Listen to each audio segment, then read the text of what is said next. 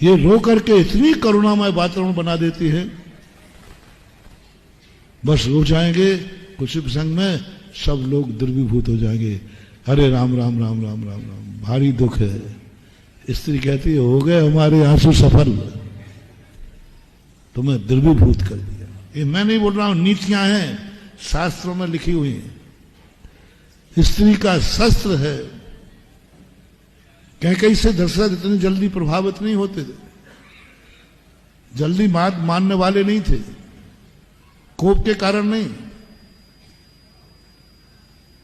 कोप भवन में जब कहीं चले गए पूज्यवर रविशंकर महाराज, पद्म पुराण वैष्णव दर्शन में भी है, तो दशरथ ने कहा कि मैं चली गई होगी कोप के लिए, काय का कोप है। लेकिन जैसे ही कोप जब सफल नहीं हुआ तो कैकेयी ने जो रोना चालू किया, बस आंसू देख करके दशरथ पिघल गए। और स्त्री के रोने पर जो पिघल जाते हैं, समझ लेना जिंदगी उनकी खत्म हो गई। अब वो सही मार्ग पर नहीं चल पाएंगे, अब वो सत्य का निर्णय नहीं कर पाएंगे। अब अयोध्या की बर्बादी निश्चित है। दशरथ के मंत्री का नाम क्या था? सुमन। बहुत पुराने मंत्री थे। राम लक्ष्मण को पिता के समान मानते थे। आर्य पुत्र सुमन। और सुमन नाम के जो मंत्री थे, वो जब तक कैकेयी कोप में रही, सुमन निश्चिंत रहे, कुछ नहीं होने वाला है। लेकिन सुमन को पता चला कैकेयी ने कोप के बाद रोना चालू कर दिया है। तो पढ़ो वहां रामायण के अंदर, सुमन और सारे मंत्री चिंता को प्राप्त हो गए। चिंता को प्राप्त हो गए क्योंकि कैकेयी ने रोना चालू कर दिया है। और स्त्री का रोना अच्छे अच्छे कठोर लोगों को द्रवीभूत कर देगा।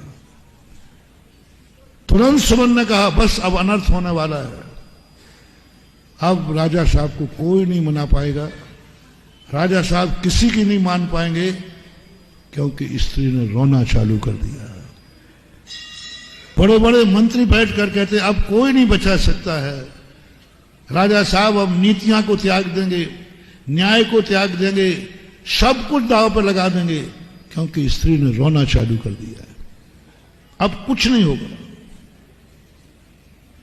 दशरथ तो न्यायप्रद है, वो ऐसा अनर्थ कर बोले नहीं, अब न्याय न्याय कुछ मत समझो, सारा न्याय स्त्री के और बालक के आंसुओं की बाढ़ में बह जाता है। आंसुओं से अयोध्या का तहस नहस हो गया।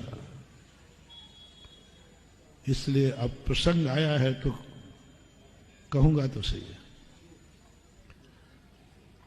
हे पुरुष लोगों, कभी महिलाओं के आंसुओं पर कभी प्रभावित मत होना। लक्षण बता रहा हूं, दुख में नहीं, कोई पीड़ा हो तब नहीं कह रहा हूं। आंसू दो प्रकार के बता रहा हूं। किसी को शरीर में तकलीफ हो, परेशानी जब रो रही हो, तब वे आंसू नकली नहीं होते। वेदना के आंसू कभी नकली नहीं होते। बेखनार की आंखों में कभी मायाचारी नहीं होती। वो तकलीफ के आंसू है, वो बीमारी के आंसू, वो कष्ट के आंसू, पाखंडी आंसू की बात बता रहा हूं। जब नारी कोप करने के बाद रोवे तो लक्षण क्या है?